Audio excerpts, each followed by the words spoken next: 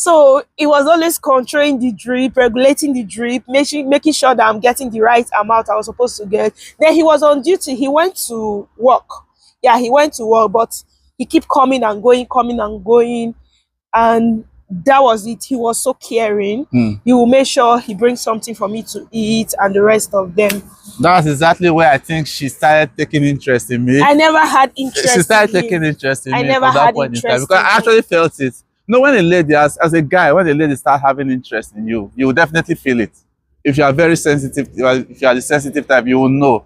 Then you know how to proceed from that point on. It was during that period I noticed that there was this chemistry between us. Like physics and chemistry and mathematics. There was this chemistry between us, like we could get along together because we had very similar interests. That was another thing that kind of that attracted me to her. She had a very good heart. That was the first thing I saw. We had similar interests, so from there on we built a relationship. And at some point now, like, let me see how I can further this thing before another guy snatch him, because this one be like wife material to me. After that, he now asked me out. I called my priest, my Reverend Father Andrew Odeyemi. Yeah, he's the reason why I'm married to this man. So I was like, see, oh, this guy is asking me out. Oh, see. He was like, okay, ask him to come. So I told him that my Reverend Father wants to see him at Ekiti State. So he was like, okay, he's going to come. So I went to Ekiti to see the priest. Then he came around. So he sat us down. He prayed, and the rest of them was like, he now called me to corner and say, don't miss this opportunity. This guy is a good guy and he's ready to settle down for you. It was like he just guided me, and even sometimes when I want to give up in the relationship, he was like, no, don't do that. This relationship is going to be a good one. At the end of the day, if it turns to marriage, it's going to be a good one. You guys should keep going and tolerate yourselves. Instead of just wasting time and hanging around and doing nothing. I mean, this is somebody I see that actually cares about me. She's somebody that is outgoing, she's outspoken, she's intelligent, she's brilliant, she's fine, she's smart. And I was like, okay, this is somebody I can actually like get along with. So that was when I actually went along and asked her. I said, we started having plans together, having common interests, like trying to do things together. We're always doing things together, actually.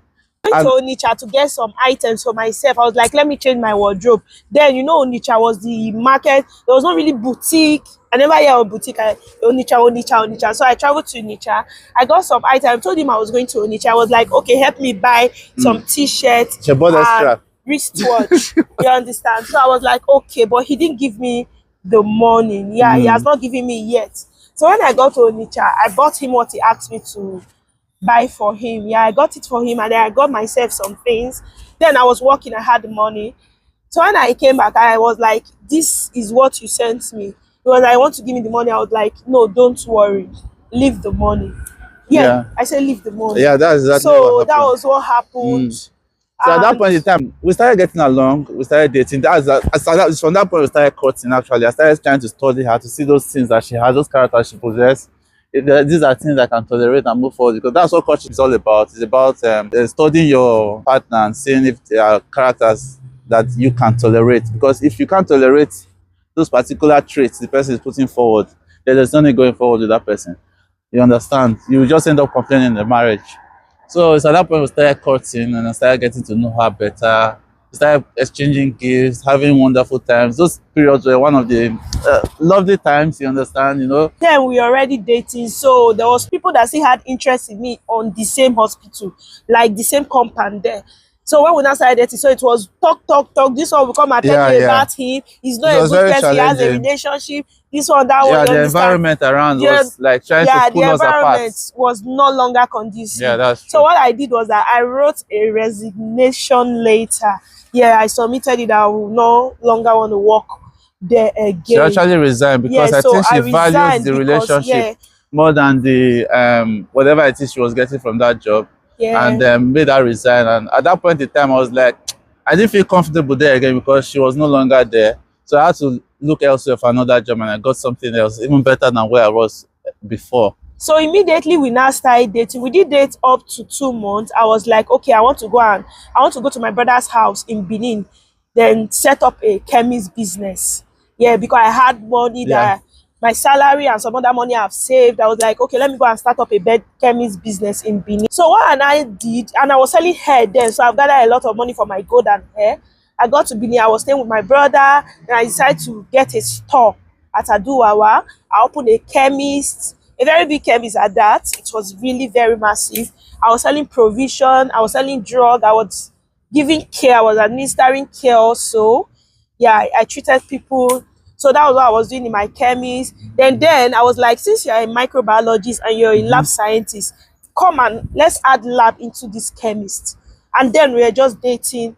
So we now started doing tests in the chemist. We were doing lab stuff and the rest of them, doing malaria and typhoid tests and some other things. While he was working with another organization, he left that place also.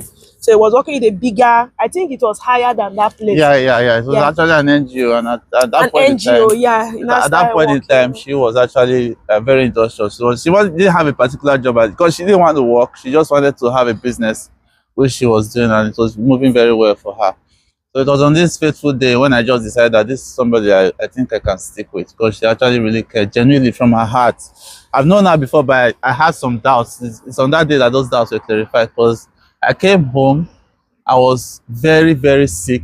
Yeah, you came to my house. Yeah, Because I later rented a house close to my shop. Exactly. Because most of the time I close late because I have lots of customers. I have crowd that comes to my shop. So I close late. So I was like, before I trek down to my brother's place, it's risky at night. So I rented a house very close to my shop. Very close. Yeah, she was in that shop that day when I came to her shop. I actually went to her shop that day, Yeah. just to get the key and go to the house and drop my things.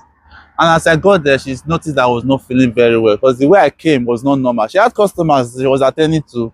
At that point in time, I came to the shop, I just collected the key. I was looking very, very stressed out. To tell you the fact, I was not myself. Even in that journey, when I was coming from Uromi to Benin, I was like dying inside the bus. So as I came, I couldn't wait to get to her store, collect the key. I collected the key, I ran home. She saw the way I collected the key.